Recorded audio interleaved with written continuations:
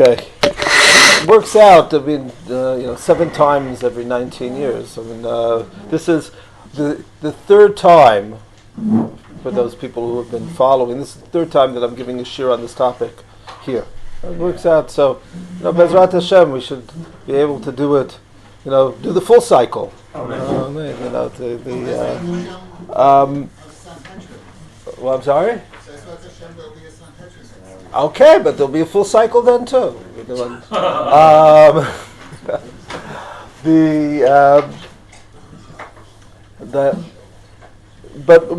But I'm glad that you gave me that segue, because let's just talk a little bit about the calendar. This is also for those of you who are keeping score. So there are changes, from one Shana Mu'ubera to the next. So it's not, not going to be the same shir that I gave before.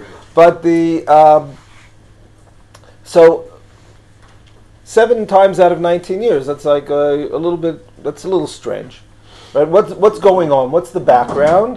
And also what happened before we had the calendar, the set calendar, etc. So just as a, by way of introduction, so that we understand where this notion of an Adar Rishon, an Adar Sheni is coming from.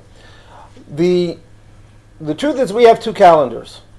Right? This Sunday, Mirz Hashem, so is Sunday, Monday is Lamed Adar Aleph, Aleph Adar Bet, and it's also beginning of Ramadan. Right? So now Ramadan, the Muslim calendar, is totally lunar based. And as a result, Ramadan goes through the seasons. It's a 28-year cycle, perhaps also connected to, we have a 28-year cycle for Birchat HaChama, but now is not the time to talk about it. It's a 28-year cycle that, in 28 years, again, Ramadan will be in March, Adar, etc. That's the way it works. So it's getting earlier, okay, I'm not going to say anything. But that's the way that it that the Muslim calendar works. The Jewish calendar, right, is clearly lunar impact, but it's also solar based. So it's if you will, the Christian calendar, Gregorian calendar, is primarily a solar calendar, and but we to use a fancy term, we intercalcate. Right? We use the 2 calendars together, and it's for a simple astronomical reason. The months, and even the word month, right, comes from moon. All our months are lunar because we take a look at the cycle of the moon. It's roughly 29 and a half days a month that the moon takes to rotate around the sun, and to revolve around the sun, around the earth. Excuse me. That's 29 and a half. But our years are governed by the sun, and that's takes roughly 365 and a quarter days to, without getting into the difference between the Julian and the Gregorian calendar right now, but it's roughly 365 and a quarter days to make its way around the sun. And the 2 really have nothing to do with one another. In terms of the idea, it's just that if you put together 12 lunar cycles, so it comes to roughly 354 days. Now that explains why why some of our months are 29 days and some of our months are 30 days, because you can't have a 29 and a half day month. And it's not exactly 29 and 12 hours, it's a few minutes off, and that's why as well sometimes our regular years are 354 days, and sometimes they're 355 days. To take that into account, that difference, that's also why occasionally, I mean, there are other reasons as well that are more direct to the specific idiosyncrasies of the Jewish calendar, to make sure that certain days don't fall out on days of the week, etc. But that's why the this so-called 19-year cycle is sometimes off by a day. Well, it's, if you're looking ahead to 19th birthday, 38th birthday, you're all looking forward to your 38th birthday. So the 57, 76, etc. So you say, my Hebrew birthday, English birthday are going to be the exact same day, and it's off by a day. So you say, okay, Bezrat Hashem, I'll be around 19 more years, and we'll worry about it then. But that's the so that's just a little bit of a background. Now this issue was already known well before our calendar was set. Right? The idea of the 7 leap years in the 19-year cycle had already been figured out by the Babylonians. Somewhere around the time, recorded time, of around Churban Bayit Rishon, which is about 500, 600 years before the Common Era. And they had employed this kind of cycle already then. We didn't. In other words, I don't know, we don't have any records.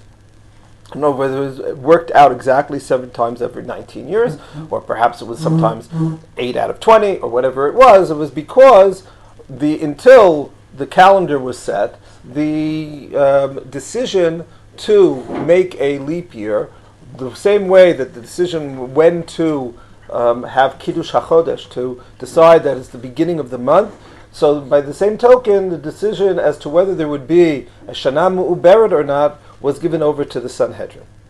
And so here, the Gemara, there are other sources as well, obviously, but here I just brought 2 sources for us to understand.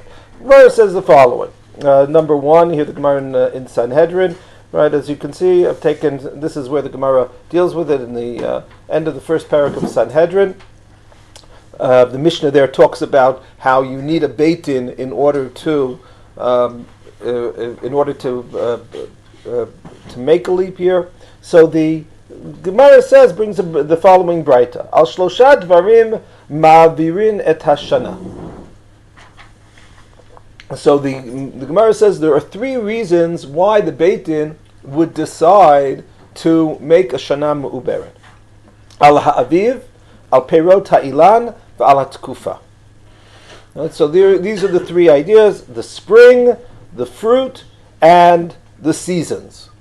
Okay, so which we'll now explain looking at Rashi to get an understanding of what's going on. Al Ha'aviv, right to the left on the table, Im lo bishla hatvua ma'avrin dekraktiv b'chodesh ha'aviv.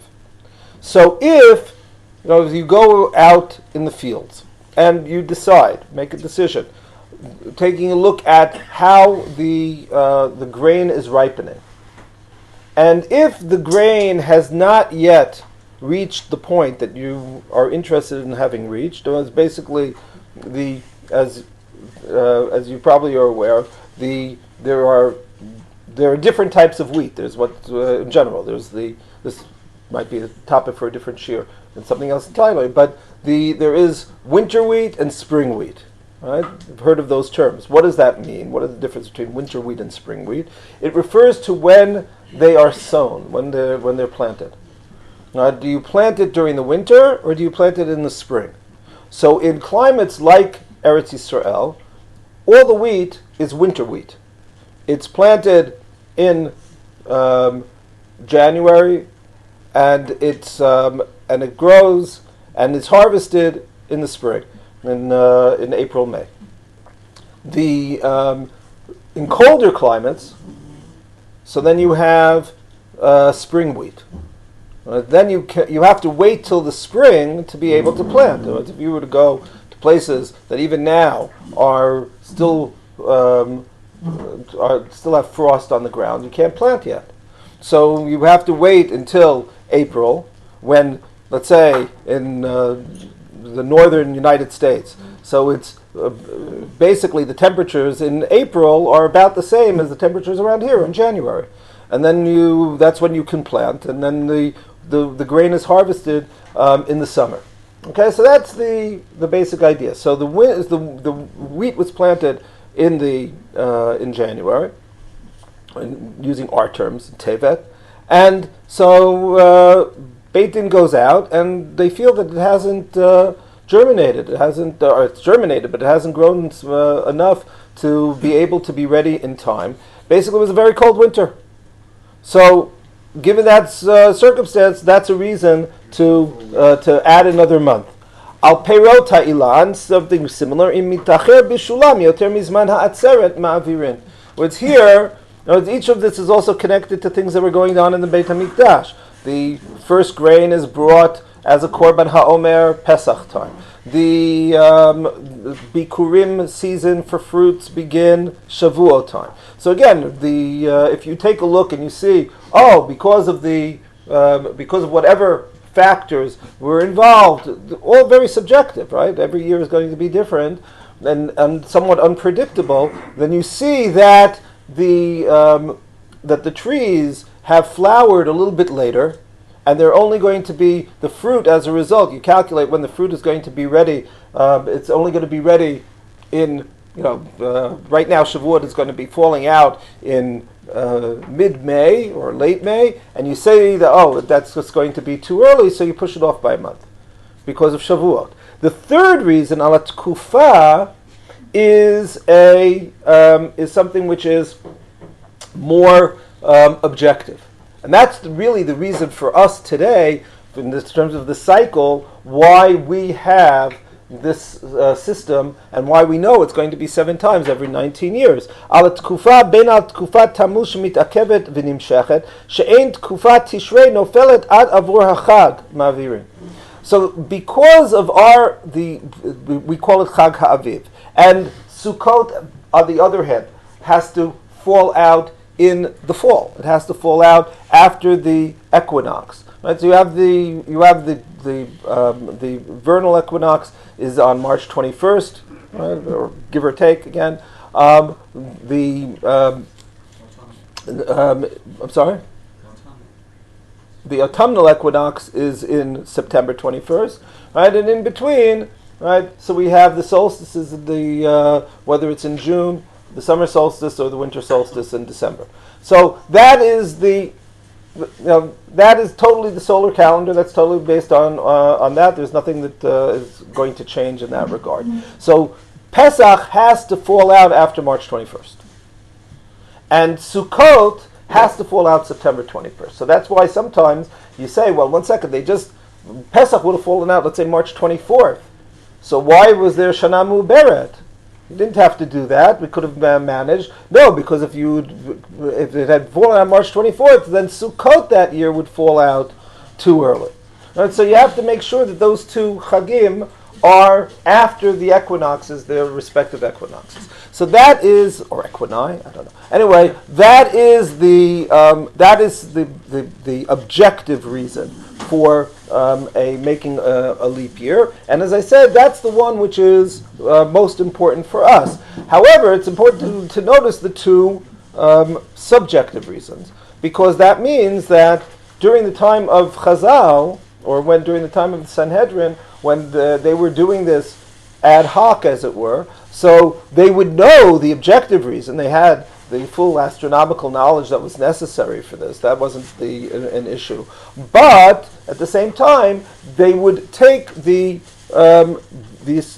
subjective criteria of that particular year into account. In other words, they might say, okay, this year there's no problem whatsoever in terms of when Pesach will fall out, when Sukkot will fall out, but because it was a very cold winter, right, when we've had those with lots of snow or whatever it may be, and the grain just isn't ready yet, so we're going to wait and going to add a month. Okay, so that's with regard to the rationale. The Gemara also now talks about a little bit, So is that to say that before we realized the 7-19 formula, that there was more flexibility to adjust the holidays? Yes, but I would just make one change in what you just said. And basically, it's not a question before we knew. That's why I mentioned earlier that the Babylonians already knew this, recorded a few hundred years before we started with the set calendar. So presumably, Chazal knew it as well. But they said regardless of the 7 to 19, they would use other criteria to add a month if that particular year required it. Okay, so that would be the idea. In the next, again, just as all the introduction, so the next snippet of the Gemara, Tana Rabbanan, Ein Mavirin et Hashana lifnei Rosh Hashanah. So, because we're dealing with objective criteria, at least the last one, so then when would they actually make this ceremony? To declare that this is going to be a leap year, right? We can open up our calendars and we can see until, basically till the end of time, when it will be a leap year. Again, assuming that, without a new Sanhedrin, right? We have the set calendar. So they could do the same thing, right? They could look it up and see. So there's a gathering of the Sanhedrin.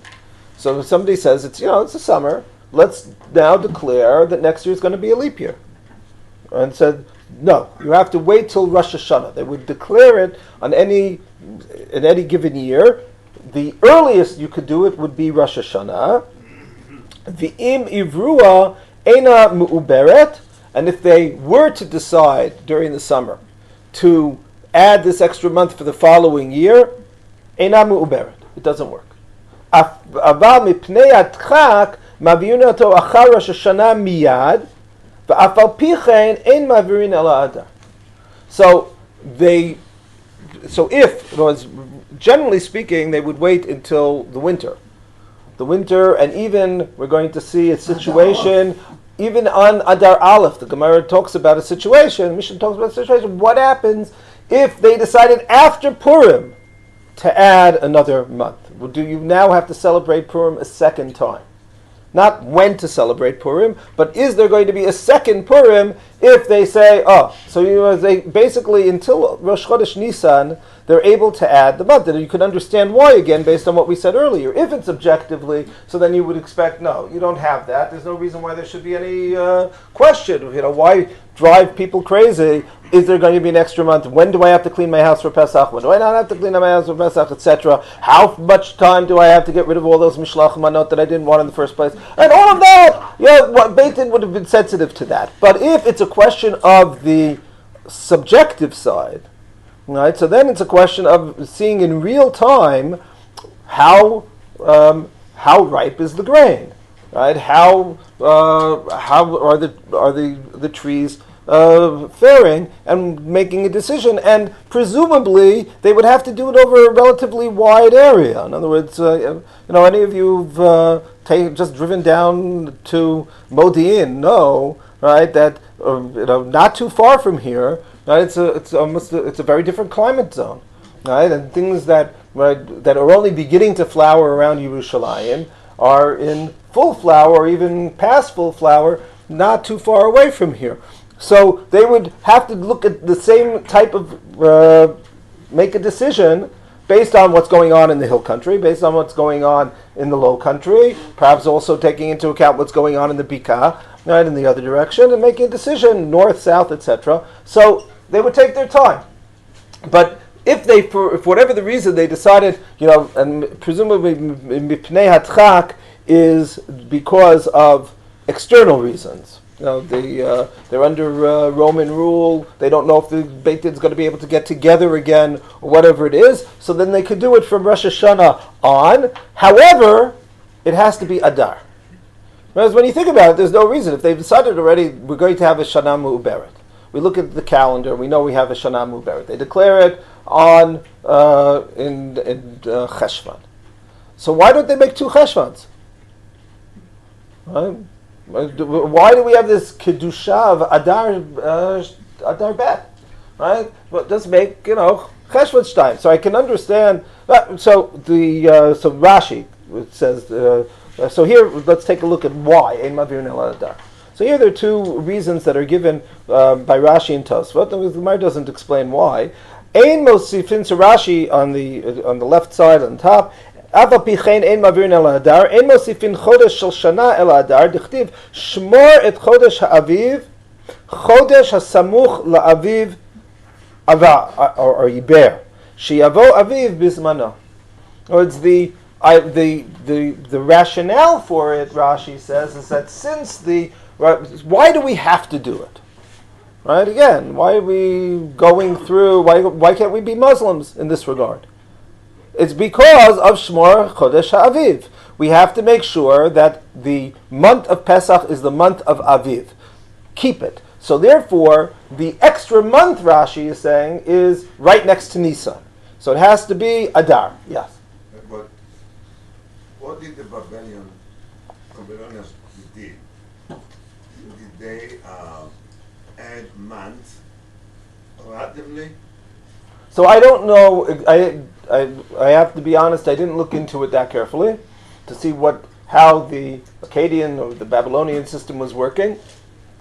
I don't know whether they also were concerned by their spring festivals or what have it, or whether they just simply said, that they wanted to keep the 12 months as a year, and realized that 12 months would mean 354 days, and they had to align that with the solar year of 365 days. So I don't know whether their extra month was always in what we would call Adar, or what they called Adar, because our month names are actually Babylonian names. Right? So whether they called, whether they had an Adar too, you've given me something to look into, what the Babylonians did. But so I don't know. Yeah. If it had two Marchei Shvans, then you would have achieved the same thing. And Aviv would have been a bit later. That's true, but what Rashi says, because it's Shmoret Chodesh HaAviv, so it could be that this is a would it be ma'akev or not? Is this just simply a process that was done in order to show that the reason why we're doing this is for Pesach? So we had Adar, right? But in theory, you're right. They could have done it in Mar Cheshvan, and we know the reason. But because Rashi, so that's what Rashi says. As I said, the Gemara doesn't give an answer. This is Rashi, either as a Masorah that Rashi has, or that this is Rashi's own best guess as to why this was the case. Tosfot gives a different reason. Ein ma'avirin ela Adar, v'chol shar chadashim ein ma'avirin. No other month should be added to. Dichtiv l'chodesh shnei masar hu chodesh Adar. Based on the pasuk in Esther that we're going to be reading in a couple of weeks, Be'ezrat Hashem, that because of that lot fell on the 12th month, which was Adar. V'im avirin ot achat mishar chadashim lo have Adar shnei masar. So if you were to make it Cheshvan, so then Adar wouldn't be the 12th month anymore. Okay? You would ask the reverse question. Why did you pick this as a supplementary? What do you mean? Well, they had it at this time in. So they took the religious positions, Pesach and so on, and whatever it was said, and they filled in between. And the question is, why did they fill it? No, but the question, what's bothering is why couldn't it be two Tevets? Right? But then Adar, the second Adar, the first Adar, would already not be the 12th month.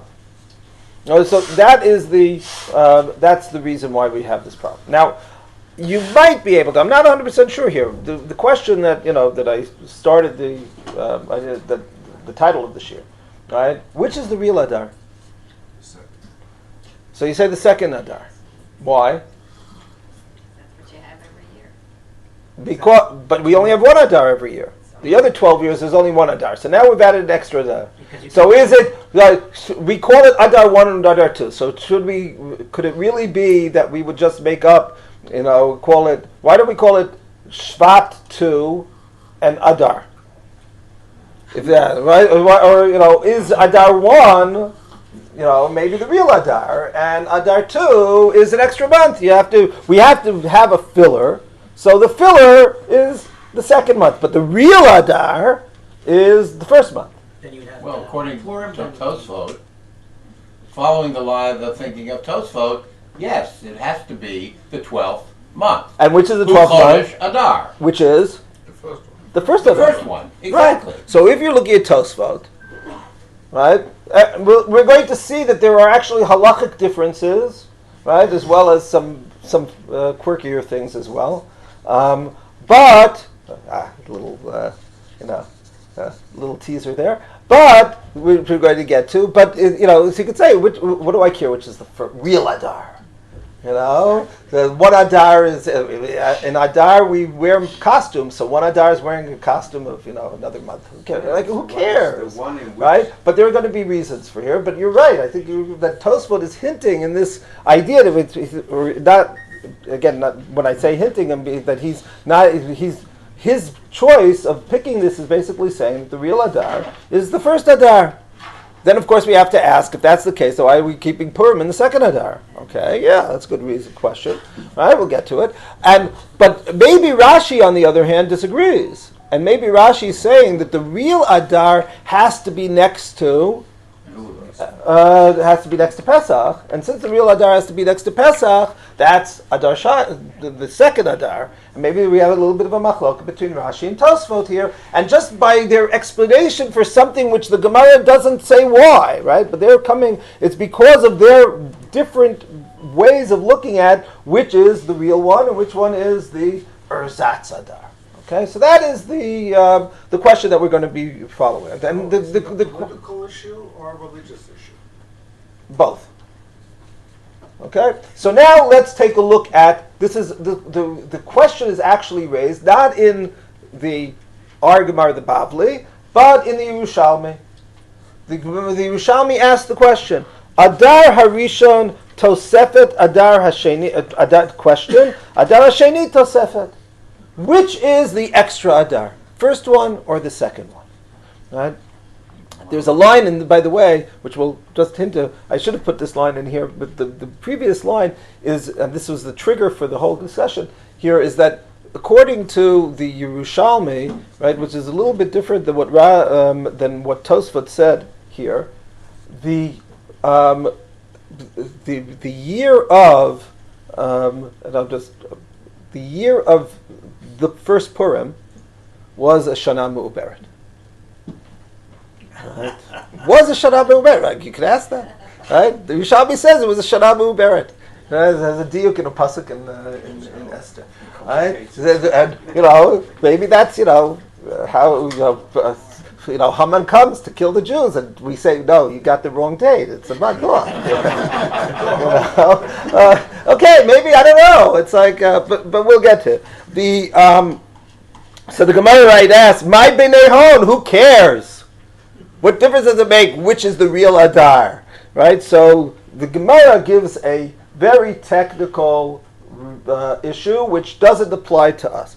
Rabbi Shmuel bar Rabbi Yitzchak Amar Shnei Kvasei the two that it's the question of the kvasim, the sheep that would be brought on the mizbeach. The Torah says they have to be a year old. They have to be within the first year, right? So now the question is, not Shnei, not two, Shanei, the year of a keves. Nolad b'chamisha asar ba'adar b'shana she'ina mu'uberet. So if you had a sheep and it was born on the 15th of Adar last year, okay, it was on Shushan Purim, you had a simcha, a sheep is born, okay, fine. V'nichnas l'shana shehi mu'uberet, and it's this year, right, is now the 15th of Adar, we just passed the 15th of Adar 1, and now can I bring this sheep as a korban, or is it already past the year? Right? Do you look at the year? Do you look at the 12? But that's the question that the Yerushalmi says. I don't want to get into that issue too much because we have more actual halachic or practical halachic questions to deal with. Yeah. This isn't exactly halachic, but I know in the 3 big horse races that take place in the States every year, it's any horse born during a year is automatically, assigned to that year. Even if they were born a day apart from another horse, they may be a year older. Okay, so you were mentioning. Okay, I wasn't aware of that, But that's going to be similar. We're going to ask. One of the issues that we're going, Ezrat Hashem will reach, is the question of a bar mitzvah. Right? When do you do a bar mitzvah, bat mitzvah? Right? Can you have the? I'll spoiler that the halacha is that if a child is born, okay, on this year, Shana Me'uberet. This is everyone agrees to. The other issues there's a bit of a machloket about. But you have a child who's born today. Okay, Chaf Zayin Adar Aleph. And another child who's born in 5 days. On Aleph Adar Bet. Okay? So one child is 5 days older than the other. 13 years from now, I haven't looked as to whether my grandson 2 years ago, was born on Yud Gimel Adar Aleph. Okay? And we all said, okay, he's going to be a Purim. No, in 11 years, if you're looking ahead, it's also a Shana Me'uberet. Okay. But let's say 13 years from now, 12 years from now, one of them will not be a Shana Me'uberet. That I can promise you. Right? 12 and 13. Yeah. Speaking as To finish it, what you were it's been my observation that us Adar babies are very machmir and we will celebrate our birthday both times. Okay, very good. Very good. Okay, good. So now, right? Right, okay. And now, it could have been worse. Let's say the child was born this year on February 29th and Adar Aleph. I mean, the kid would be totally messed up. So now, right? So now, in 13 years, which bar mitzvah comes first? There's only one Adar that year. So the answer is that the child born 5 days later becomes a bar mitzvah 25 days or 24 days before his older counterpart. Right? So that is, you'll call one up for a Torah, the other one can't be called up for the Torah even though he's older. Right? So that's, we're going to, wrap your mind around it. Okay, we'll talk about why. We'll get to it. Now, but let's talk about Purim first. Okay? Let's first talk about, I have a practical question. I have a great-grandson who was born 1 week ago. Mazal tov. When is his bar mitzvah? Do you just forget about this Adar and just take it as the next Adar? It will be in 13 years. His bar mitzvah will be in Adar. Will be in Adar. Did you look ahead to see if there's only one Adar or two Adars that year? Okay, so if there are two Adars, there's a machloket. Whether it'll be on Adar Bet or Adar Aleph. Okay, if it's you're right. You asked which is the longer reading, and if it's if it's a single Adar, so on his bar mitzvah will be Bezrat Hashem on that single Adar. Parsha has no bearing on it. Parsha has no bearing. We should Yeah. only live to be there. And Bezrat Hashem in health and happiness. What? Chazal said that Moshe Rabbeinu was born and was also nifter on Zion Adar. Right. Okay, so now, if they said, if the Rishalmi is saying that was Adar Bet at that time. Right. So I don't know if anyone talks about the Masorah of Moshe Rabbeinu in terms of whether he was born, whether Shana Me'uberet. 20 years, is that always going to be Right. going to be the same? Yeah. Yes. Of course, they say 3 months later was Shavuot. Right. Okay. Could be. All these little things are coming up, and you say yes. These are the questions. But it is an issue. I will, and hopefully we'll get to it because we're getting. I have to finish by 10:15. But there's just the same way that it's an issue with regard to bar mitzvah.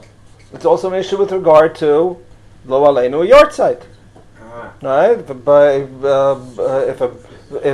If a person passes away in Adar, so yesterday was we commemorated the 60th yortzeit of my grandfather, Zichrono Livracha, and so he passed away in a regular Adar. 26th of Adar. So is his yortzeit the Adar Aleph? Or is it Adar Bet? Is it both? Right? Okay, so let's get to it. Purim. Okay? Purim is the question. So the Mishnah says the following. Source number 3. Karuat Megillah Ba'adar Rishon V'Nitabra Shana. So that's what we said before. They read the Megillah. It was the first Adar, right? They didn't know that it was going to be the first Adar. They just thought it was Adar. And then Beit Din said, we need to add an extra month. Korin Ota Ba'adar Sheni. So then the Mishnah says that you read it in the second Adar. Ein ben Adar Rishon Adar Sheni. There's no distinction. Ela Kriyat Megillah u'Matanot le'Avionim. Right. So the only difference when it comes is that now, if you have a normal year, you have the only difference is going to be these two things. Now, are they? Did the Mishnah pick it as examples? You know, they're saying, well, they're four halachot of Purim, right? Of Matanot Avionim, Mishloach Manot, Su'udah, and Kriyat Megillah. Why did you pick these two? Does that mean that there's a chiyuv for Su'udah and Mishloach Manot on the first Purim Katan? Does it mean that, it just means the mitzvot of Purim. Okay, so let's take a look. The Gemara says the following. Tanya, Karuat Megillah Ba'adar Rishon V'Nitabra Shana, Karinato Ba'adar Sheni. So one shita, turns out it's a machloket Tanaim.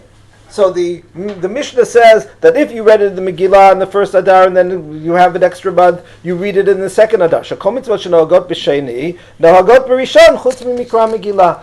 You have to, all of the mitzvot of Adar apply in both months, except for Mikra Megillah, and since you have to read the Megillah the second time. Rabbi Lezer Rabbi Yossi Omer Ein Karinat Adar Sheni. Rabbi Lezer Rabbi Yossi disagrees, and he says you already read it. Read it the first month, and you don't have to go. He must have been a Litvak, right? Like if it had been Tisha B'Av, you would say, of course you have a second Tisha B'Av. But if it's going to be, Purim, who wants a second Purim? Anyway, the point is that there you have it. Shekol mitzvot shenahagot b'sheni nahagot b'rishon. Rabbi Shimon ben Gamliel. Now the Gemara goes back. The Brayta goes back to the first shita. It explains that this is Rabbi Shimon ben Gamliel. Mishum Rabbi Yossi af korinoto ba'adar sheni. Shekol mitzvot shenahagot b'sheni and nahagot b'rishon. Vishavim, however, notice there was a machloket. Our Mishnah follows the Shita of Rabbi Shimon ben Gamliel, but there had been another Tana who disagreed. So maybe they're arguing about which is the real Adar. Maybe that's what the machloket's about. We'll get to it. Shavin behesped uv'ta'anit she'asurin bizeh ubezeh. Right? They agree that when it comes to the prohibition of fasting or of eulogizing on Purim, that applies to Purim Katan and applies to Purim Gadol. It's both months. So in Purim Katan, it was usher to fast. It was usher to say we all had a big simcha in shul. It was a Thursday, and we didn't say Tachnun. Okay, fine. That was that comes from this idea.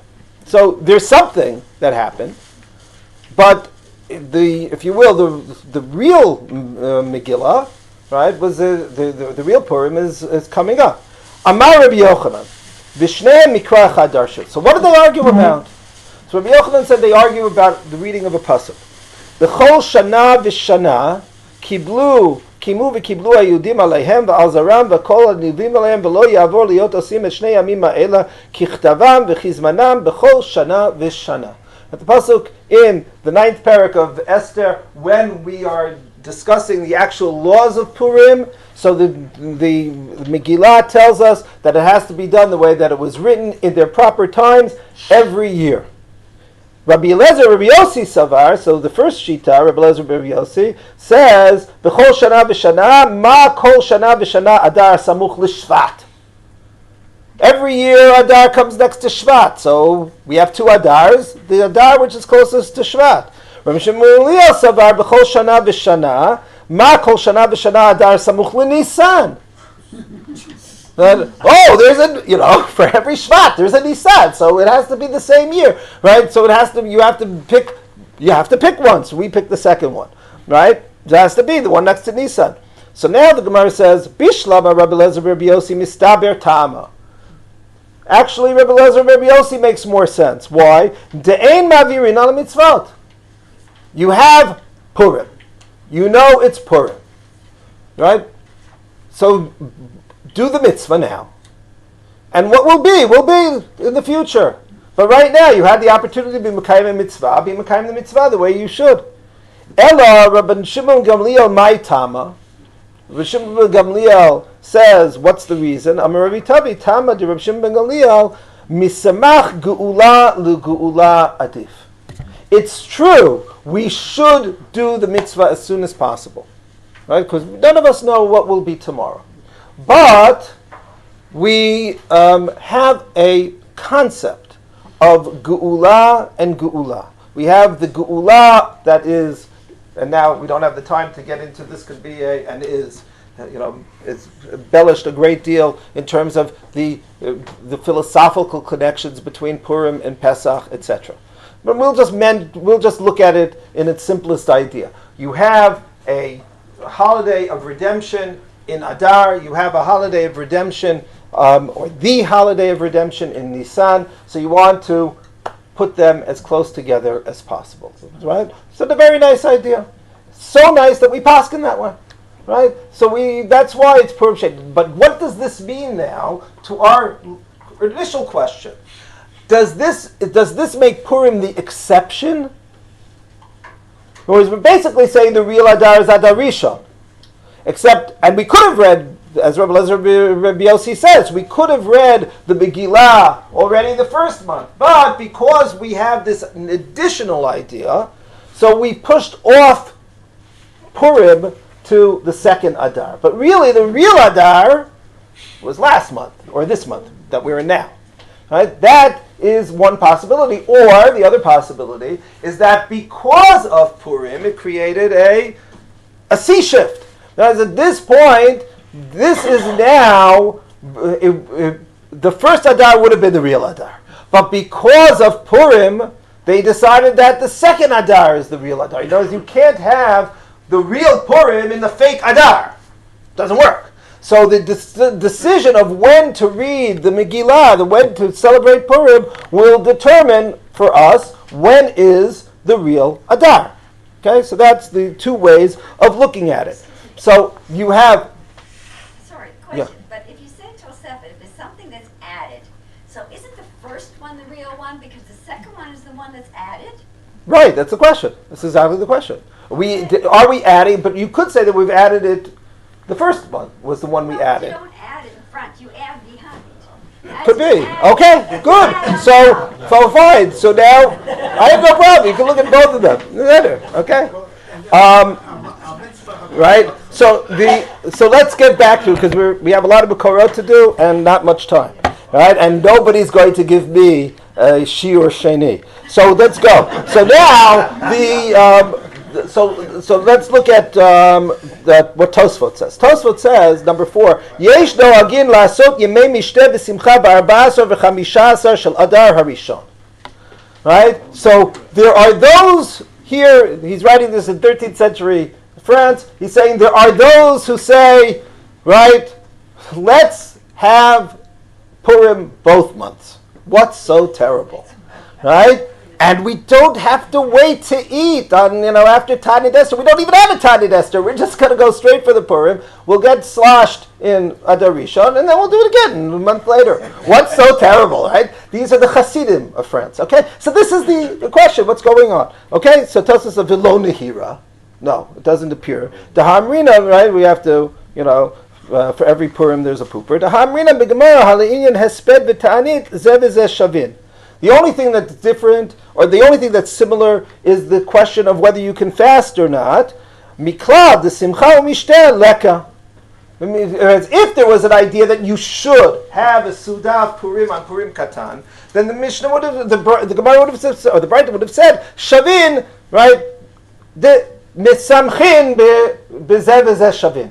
Something along those lines. The fact that it's said in the negative, namely that you don't have the fasting, you don't have the eulogizing, so that indicates that it's not the real Purim. What did it say about Tanis Esther? Tanis Esther was a different discussion. I don't have time to get into it. Let's just go and continue. The Rosh, number 5, also of the same basic school, he takes this one step further. He says, "V'shavin behesped v'ta'anit sh'asurim b'zeh b'zeh. Perush, im karua megillah b'arba asar bo, b'yom avru hashana asur b'hesped v'ta'anit, aval b'shar shana mu'uberet, nireli shemutar b'hesped v'ta'anit. The Rush says, really a party pooper, the Rush says, the only thing the Gemara is saying is in that case, when Beit Din added the month after you already did the Purim. So then, but if it was a situation where, in other words, according to, in this way it would be the opposite of what we do. Rabbi Lezer reveals, he says that you read in the first Adar. And he says, as a result, if they added an extra month, that's, doesn't impact on Purim. He would say, however, that year, on Adar Sheni, you shouldn't fast and you shouldn't have the Tanit. But if, in the way that we paskin, that it's just Adar Sheni, so there's no significance at all to Adar Rishon. And all of you who are looking forward to fasting on Purim Katan, right? So you missed your opportunity. You have to wait till the next Shana Mubarak. According to the Rush, we could have fasted, and that's the way we should have said Tachanun. So we don't pass it like the Rush, but the idea that I want to show you by bringing the Rush is that the notion that the Rush is saying is that really the first Adar, at least when it comes to Purim, is Shvat 2. Right? It's not Adar Rishon in that regard, it's Shvat 2, in the same way that you wouldn't say, well, what can I do on the 14th of Shvat? Didn't say Tu B'Shvat. The 14th of Shvat, can I eulogize or not? Right? Of course you can. Why not? It's the 14th of Shvat. Right? What's the big deal? The same thing with the 14th of Adar Aleph. No difference. That's the Rush's approach. On the other hand, if you going ahead a few hundred years, this is explained. Not the other hand. This is the same idea. The Chatam Sofer in a long tshuva about this, not that long, but a mid-sized tshuva. It took one Mi Shena'aseh Lo Nes Ba'Adar. So he asked the following question: you have the idea of a Purim Katan, of a person or a family or a community, when there's a miracle that occurs to that community, so it's commemorated moving forward. And let's say that community was saved in Adar one year. Okay? So what do you do then? Right? If the whole issue that we said was that it's because you want to be Samech Geula to Geula, so that doesn't apply to a personal Purim or a communal Purim. Right? That only applies to the national Purim. So should you celebrate your personal Purim on Adar Aleph or Adar Bet? So he says you should do it on Adar Sheni. And his explanation that now Da'asu Anshe Knesset Gedolah Hasheni Leikar Le'inyan Neis Bisum Mismak Geula Legula. Because Anshe Knesset Agdola, it's interesting, he says Anshe Knesset Agdola when it's a machloket of the late Tanaim, but we'll leave that aside at the moment. But still, because it's been determined that this is the real Purim, Im Ken Rishon Hu Shvat. We call it Adar Rishon, but we could have called it Shvat Bet. Right? There's no difference, and it would have saved us a lot of discussions if we had just done that, right? Could have said, okay, do you have to sing Hashkedi Paracha twice? Okay, that would have been the big discussion, right? How much dry fruit do you have to eat? But that is other than that, it would have been an issue. But we call it Adar Rishon, and so now we have the question. But really, Adar Rishon, the Chatam Sofer says, is just another name for Shvat. Yeah. Does any of this apply to whether you live in Jerusalem or you don't live in Jerusalem? No, it would be the same. Same question. Okay. If you take a look, I don't have time to do that. It's a nice aside, but I'll leave it for another time, 8 and 9. So that's with regard to Purim. Okay, so we still have a little bit of an open question. We see clearly that there is the idea that is looking at it as being, as the Chatam Sofer says, as being Adar Rishon, as being just Shvat. What about the, and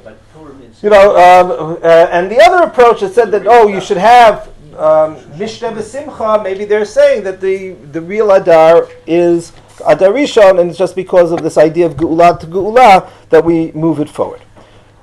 Another area of halacha entirely. Source number 10.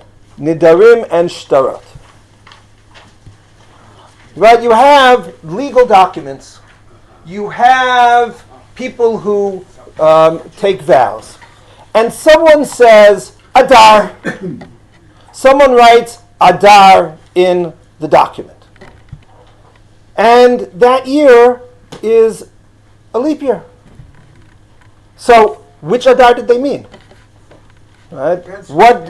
Right? Right? All these things. So I'm going to now so the Gemara says that it's a machloket here, of course. What right?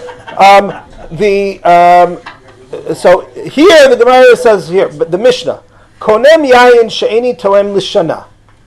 If a person takes a neder, takes a vow that he's not going to drink wine for a year. Okay? Right? It says, nitabra shana. Right? And now they added a month. Right? So is it 12 months or is it 13 months? Right? Asur ba ubi ibura. He said a year. A year is 13 months this year. Right? So it's a full year.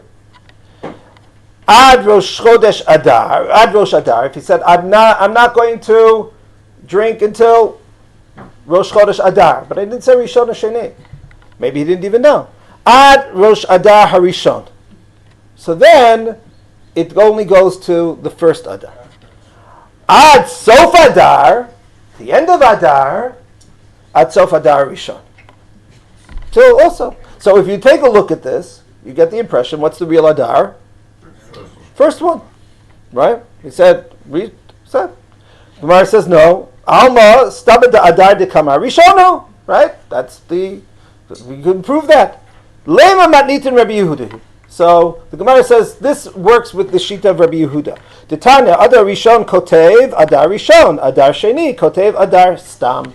Divrei Rabbi Meir. Now we're dealing with scribes, and it's a leap year, and I have to write my shtar. Do I write it Adar Rishon, Adar Sheni? Do I write it just Adar? So the first opinion of Rabbi Meir is that that Adar Rishon is you write Adar Rishon, and if you write and for the second Adar you write Adar. Rabbi Yehuda Omer Adar Rishon kotev Stam, Adar Sheni kotev Tinyan. Rabbi Yehuda says no. Adar Rishon, like they couldn't. I don't know why they couldn't just simply say, just write both. Okay, but they wrote the real Adar is Adar Sheni and it's Adar Rishon and not Adar Sheni. That's Rabbi Yehuda. Amar Abaye Filu Tema Rabbi Meir Hada Yada de Ma'abrashata Hada Lo Yada. So Rabbi Abaye says no. Here there might be a difference if the person is aware when he takes his vow whether it is a leap year. Right? I said until Adar last year, and I didn't know that this year was a leap year. I didn't look at the calendar. So then even Rabbi Meir would agree that it meant the first of the first appearance of Adar Rishon. Okay, so now there's a discussion of the halacha on this, right? And here it works out that the Shulchan Aruch, we'll just skip to the Shulchan Aruch because I want to get to the other things. Ad Rosh Chodesh Adar, source number 14. Ad Rosh Chodesh Adar, Ad Rosh Chodesh Adar Rishon. Ad Sof Adar Sheni. Ula HaRambam, Im Yada Shashana Mu'uberet, V'amar Ad Rosh Chodesh Adar, Asur Ad Rosh Chodesh Adar Sheni. Right, so the first opinion, the Shulchan Aruch is basically saying, I agree with the idea that Adar Rishon is the real Adar. And the Rambam seems to say that Adar Sheni is the real Adar. That's the comment. However, right, but second, so this would solve our problem, and then why is why is that Chatam Sofer before, after the Shulchan Aruch, why did he say that the first Adar is just Shvat?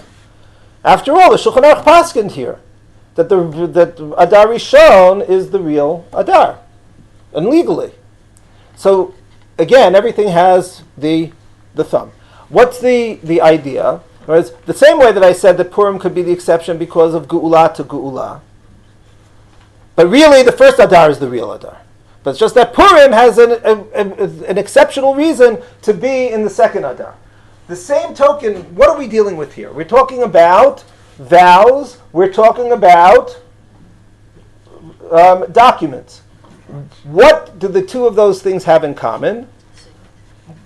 They are both, in both instances, the halacha is determined by the mindset of the people involved. In other words, the same way that I said it for a year. So we say, you said a year, that's 13 months.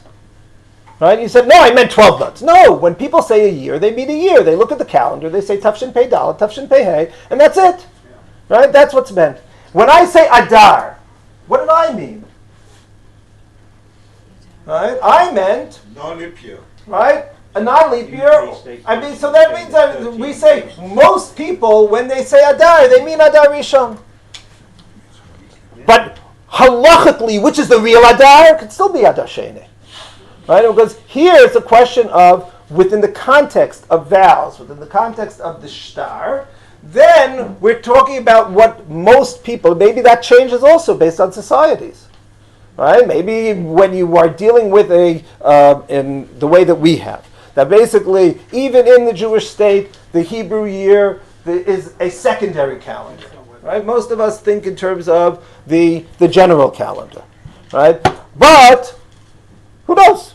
That's maybe that could change. But basically, it could be an indication, but it's not necessarily an indication. That doesn't mean it's a difference whether you're a borrower or a lender. Okay, maybe. It could be. You have to get into that as well. So I'm already, the sheer, okay, how many jokes can I make? I don't want to get into Adar Sheni. But but here, let's talk about some of those issues that I mentioned before very, very quickly. The bar mitzvah issue.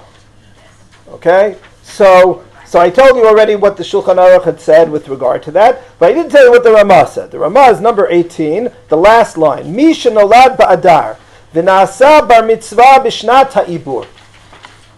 Number 18, last line, Haggah. If you have a person, a child is born in a regular Adar, and now the following, 13 years later, it's a leap year. Right? All the bar mitzvah and bat mitzvah children of this cycle. Eino na'aseh bar mitzvah Adar Sheni. So then you wait till Adar Sheni. Right? So seemingly the reason for this is because we're viewing this in this way. So I promised you something quirky. Here's something quirky.